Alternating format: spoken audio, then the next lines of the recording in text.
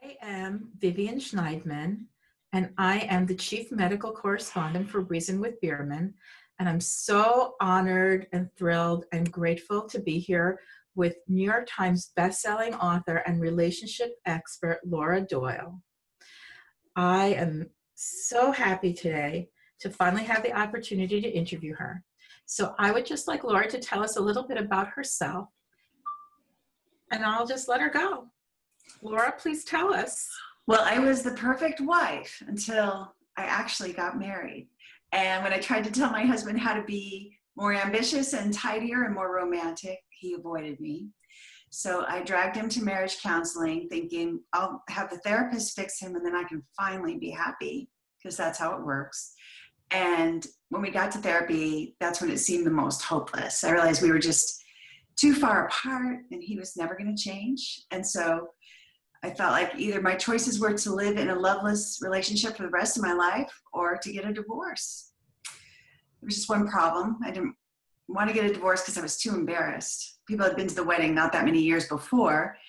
So as a last-ditch effort, I started asking women who had been married for what seemed like an eternity, which was 15 years, for their secrets of a happy marriage. And the things that they said didn't even make sense to me. I remember one woman said, I try never to criticize my husband, no matter how much it seems like he deserves it. And I said, have you got anything else? I just didn't think I could do that. But in my desperation, I did start experimenting in my marriage. I took all their suggestions and I tried them. And if they worked, I kept them.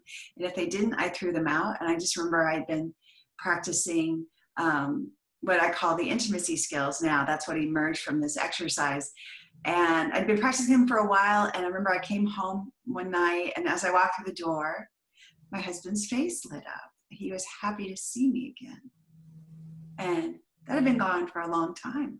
So I thought, wow, this is working. So instead of watching TV and avoiding me or even being reluctant to make love to me, he was seeking out my company, and we were laughing together again and holding hands, and it's just been magical. So then I realized that part of the formula was I couldn't control my husband anymore. So I started controlling my girlfriends by telling them what they should do in their marriages. And for some reason they did that. I'd say this or say that. And they also had just miraculous stories to report. So we ended up with a little support group in my living room. There were 5 of us. And then I wrote a book about what I had learned. And when Dateline NBC came and did an investigative report about it, the book went to #1 on Amazon and became a New York Times bestseller. And now my books are published in 19 languages in 30 countries. So I guess I wasn't the only one who was controlling her husband, but it's just been a platform I never dreamed that I would have. But I now have this wonderful community of other women who are practicing the intimacy skills, other empowered wives who are not settling for just an ordinary relationship. They want to have an amazing, vibrant relationship full of passion and playfulness.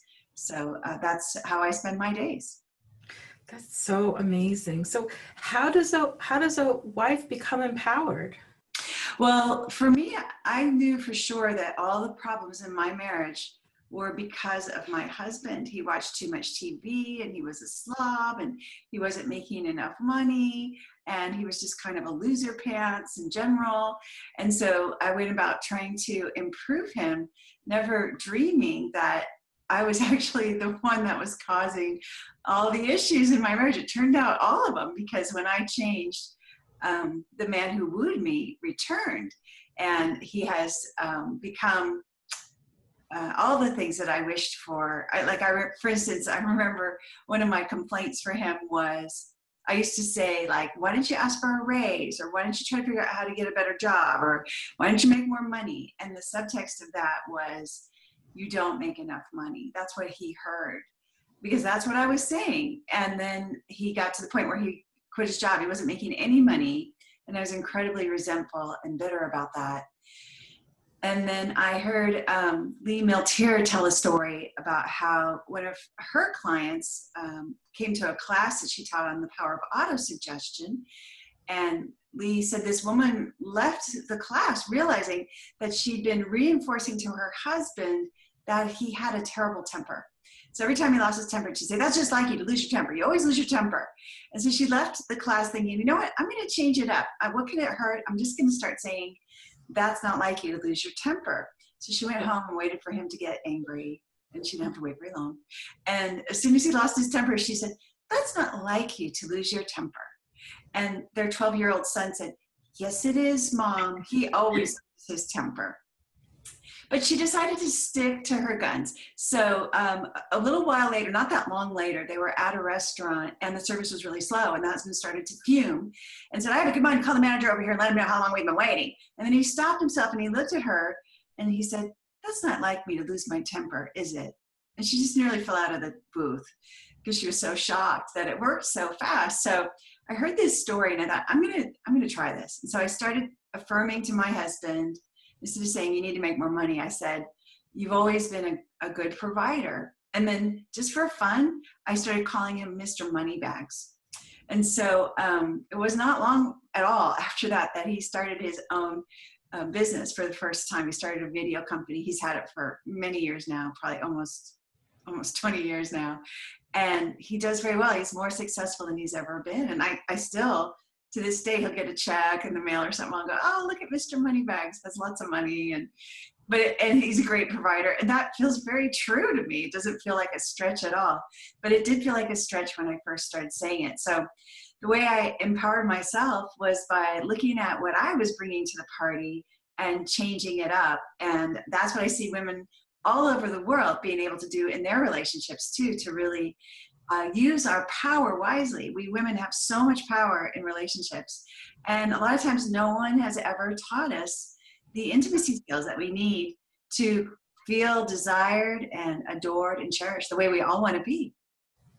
Everything you're saying is so amazing. And you know, I'm a psychiatrist and we are just not taught any of this. When in my training, I was taught that when a marriage is seriously broken and there have been years of anger and resentment, sometimes it's better to just get a divorce. What do you think about that? Yeah, I definitely felt that I was being nudged in that direction when we were in marriage counseling too. And I think sadly, you're right that a lot of professionals in the mental health industry are not trained properly, in my opinion. And I have to say, I have a lot of anger about that still. You know, I see this really bad relationship advice everywhere I look, and I just want to punch somebody in the nose because it was very painful for me to not know what to do in my marriage. I'm sorry, Vivian. I forgot to get my phone away. So you want me to just pick it up from what I was saying, or how far back do we go? No, go ahead. You were telling me about the mental health industry, which is, as you know, even though I've been in it for so many years, I agree. I think we've made there's so many institutionalized mistakes in the mental health industry. And that's one of the things that is one of my commitments to help to change it. Well, I absolutely love that you have a commitment to make the mental health industry more effective in terms of preserving relationships, preserving marriage.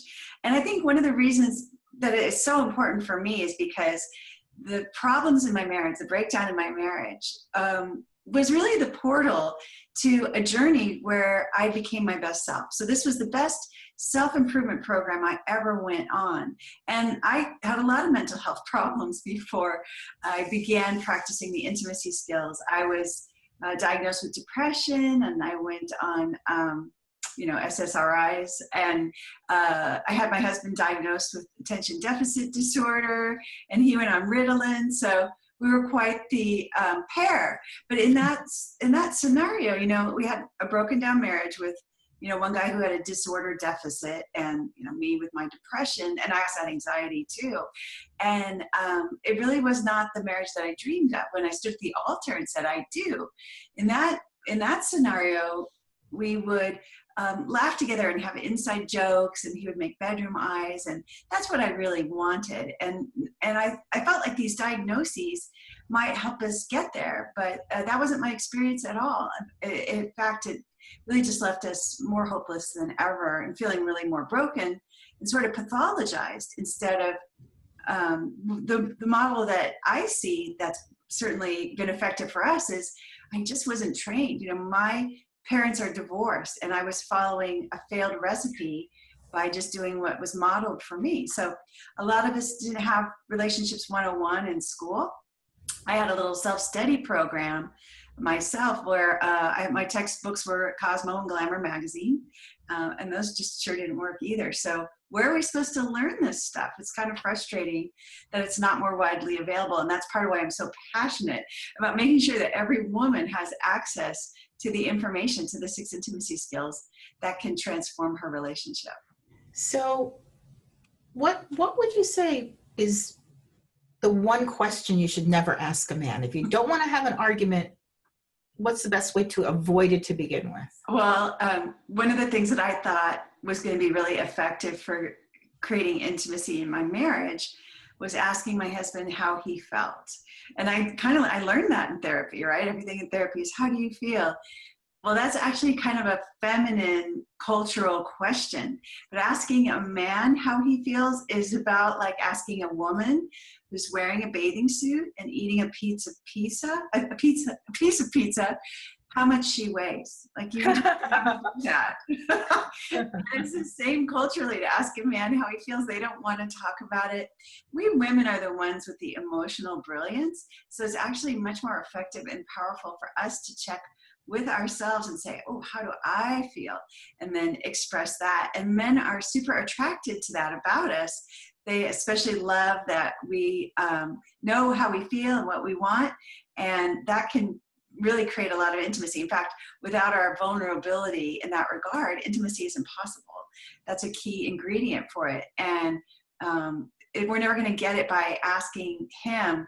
You know, I see a lot of women saying, you know, which way, they'll ask their husbands or their boyfriends, where's this relationship going? And I always want to say, like, ask yourself, because you're the one that has all the power. And just like Spider-Man, right, with great power comes great responsibility. So I think we have a responsibility to learn these intimacy skills so that we can create strong relationships and strong families that lead to strong communities and a stronger country and a better world. So just the wife has to learn the intimacy skills. Does the husband doesn't have to learn anything? Well, what I've seen is that we really do have more power in relationships. And one of the statistics that blew my mind when I first started learning about the intimacy skills is that women initiate more divorce. And amongst college-educated women, it's as high as 90%. So you think about any kind of negotiation, like even if you're on a car lot, right? The person who walks away has the most power. So even that statistic kind of supports the idea that we're more likely to be the ones to call it quits in a relationship. And so therefore, that is one aspect of how we have more power. Another way that women are more powerful in relationships is that we are the sexier sex, and men tend to need sex more than women do. And so we're the gatekeepers of sex. So one of the things I've done is ask thousands of men. I'll say, how important is it to you that your wife is happy? And they all say the same thing. They say, oh, it's everything. It's the most important thing. A guy in England said, it's imperative. And so they're running around trying to make us happy. They just have a natural drive to do that. I mean, part of it might be they're trying to keep their one and only sex partner happy. I think that certainly comes into it. But it seems to be bigger than that, because I just know for me, when I express a desire to my husband and I do it what I call purely, no criticism or control in there, but just really am focused on the final outcome of what I want, the guy will trip over himself. He can't get it done fast enough.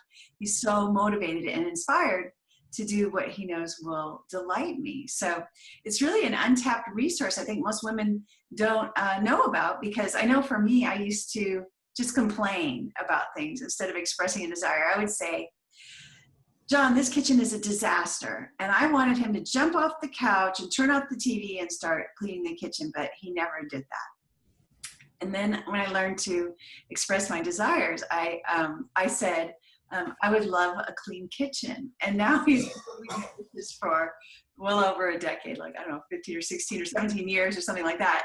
And I never do the dishes around here. He takes care of that. So clearly, it was like he couldn't hear me when I was complaining. He heard John, blah, blah, blah, blah.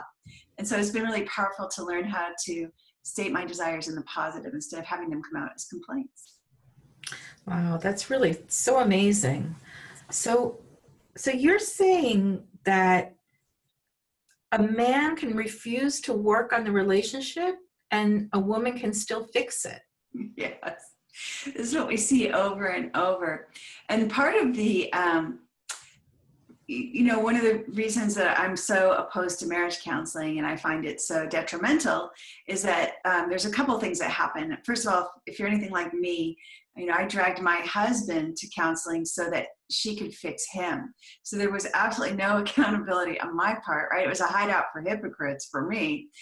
But the other piece that really can set you back when you go to marriage counseling is that one of the most important things for husbands in a relationship is they want to feel respected. Respect is like oxygen for men.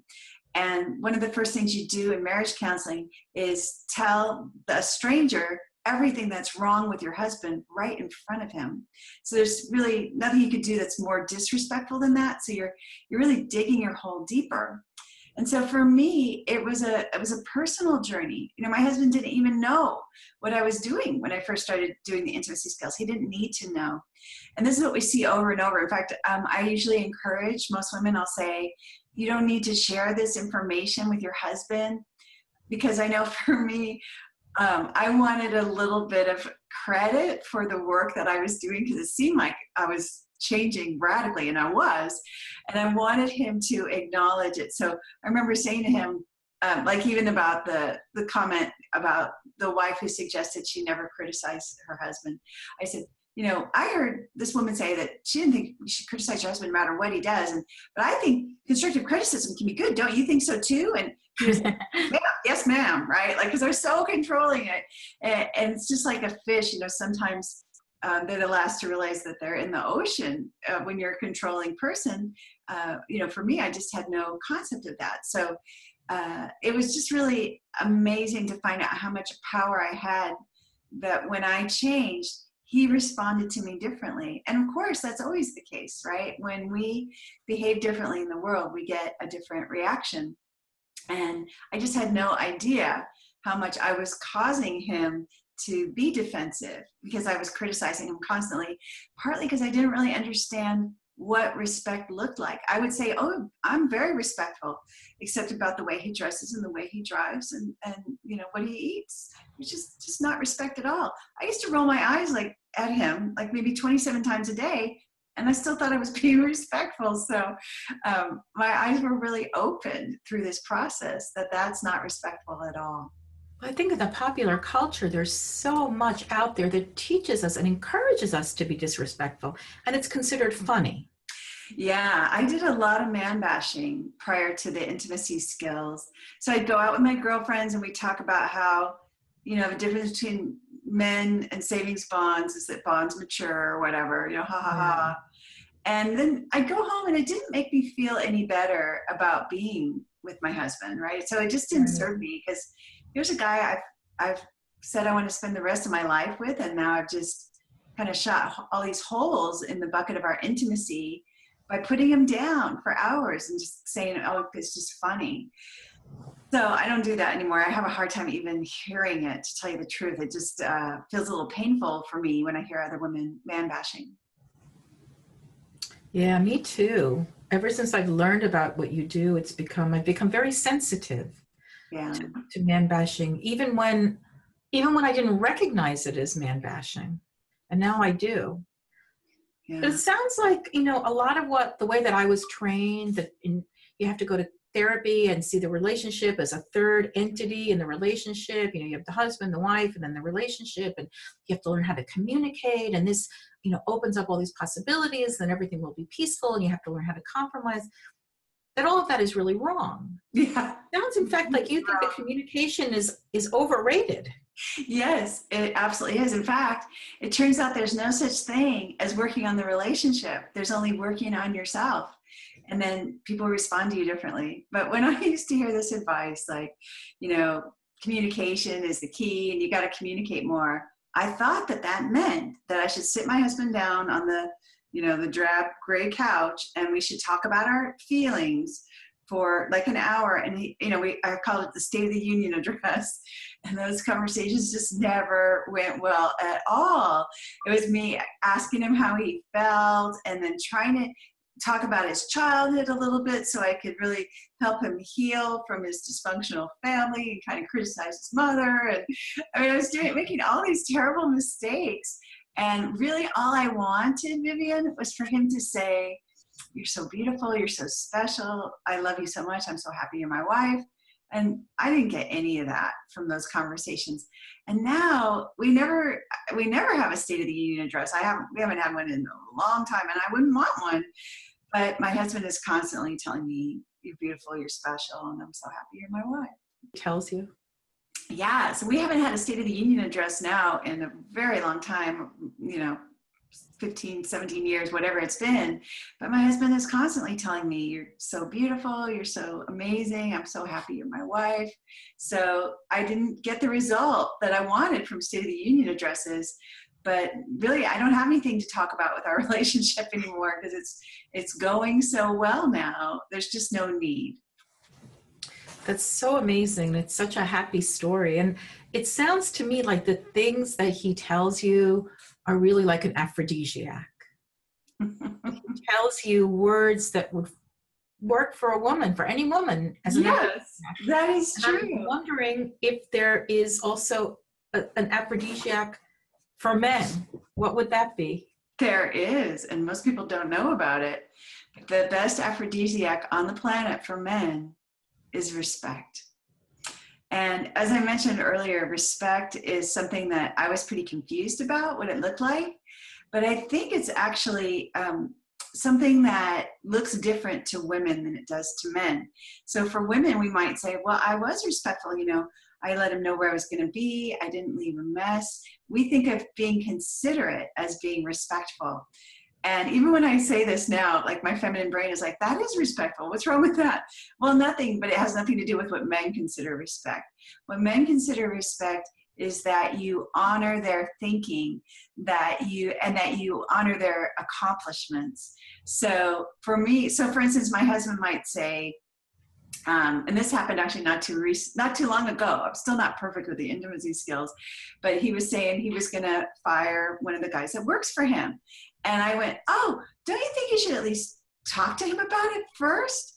And I just totally got this look like, because what I had done in that moment was say, really there was a subtext, like, you don't know how to run your business. You don't know how to manage your people, right? There was like a criticism. There was a subtle criticism there. Not that subtle, actually. It wasn't subtle at all. And my husband's like allergic to that now because he'll even tease me. He'll say, "I know a good book you should read," right? the books I wrote. And so we just break down immediately now when I go into any kind of second guessing about his decisions. So one of the things I like to do is he'll tell me what he's going to, in a perfect world, what I would have said was, if he said, "I'm going to fire so-and-so," I would have said, "Oh yeah, whatever you think," or, "Oh, okay, I hear you." And what I did end up saying was, "Don't you think you should talk to him first?" So as soon as I got that face from him, I knew that I had been disrespectful, and thank goodness I can clean that up. And I just said, "I really apologize for being disrespectful when I said, shouldn't you at least talk to him first?" It's amazing. It restores the connection just immediately. Boom, we're back. So that sounds like a tough thing to say, but amazing to get that connection back. It was very hard when I first started doing it. And that's my experience with other women too. And one woman said, it feels like sawdust in my mouth to say the words, I apologize for being disrespectful. She said, but actually it felt like honey on my lips after I saw the reaction that I got from my husband. If you think of husbands needing respect the way we wives want to be loved, it's almost like if he said, gosh, I'm so sorry, I haven't been loving enough to you and you deserve so much love, or I need to shape up my heart to give you more love, right? We just would melt. We just feel like, wow. And so it's a real equivalent for husbands. And I just think it's fantastic to know that that's what makes him happy. He does so much to make me happy now, and I do feel like I want to respect my husband. That it's important to me to be a respectful wife, a respectful person. So I'm grateful that this is something I've learned as part of fixing the breakdown in my marriage. That's just amazing. I wish that our mothers would have taught us that. Like it's a lesson that we should all learn, to be, like you said, to be respectful in our hearts, not just to be considerate and polite. There's such a difference. Yeah, I think one of the concerns for me, and I hear a lot of women saying the same thing, is that we actually think of respect as something you give an authority, your boss or your parents or your teacher. It's like you have to give it to them.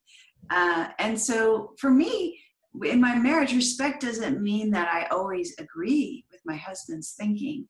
It just means that I honor his thinking. So I'm not picking it apart or undermining him or finding fault like it was buried treasure when he says something. Yeah. So this was just so amazing. I've learned so much. And I think that there's so many people out there who would want to know more. So how can people find you? What are the names of your books? Where can we get them? I want to help you on your mission to end world divorce. Thank you so much, Vivian. I appreciate the platform to help get the message out, because that is my mission, to end world divorce. And one of the things that we have going on right now, I have a brand new book called The Empowered Wife. And what's kind of fun is you can go to getcherished.com, and you can take the Get Cherished challenge.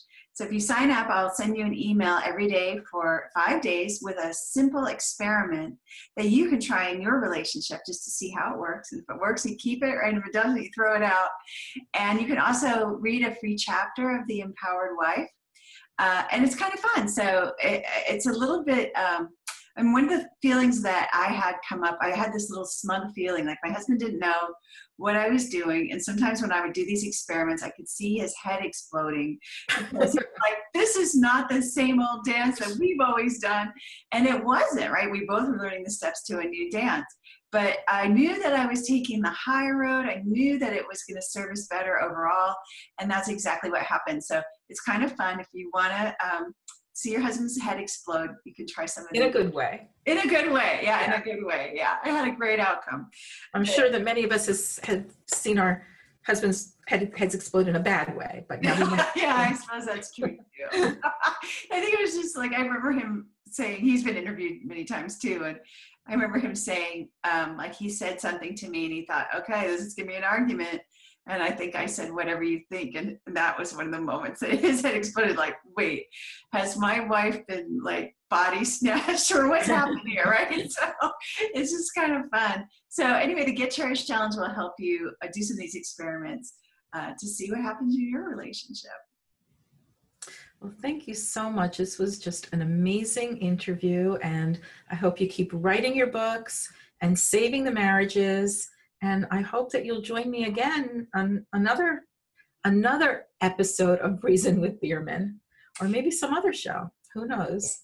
Well, thank you so much for having me, Vivian. It's been a pleasure. Thanks. Okay. All right.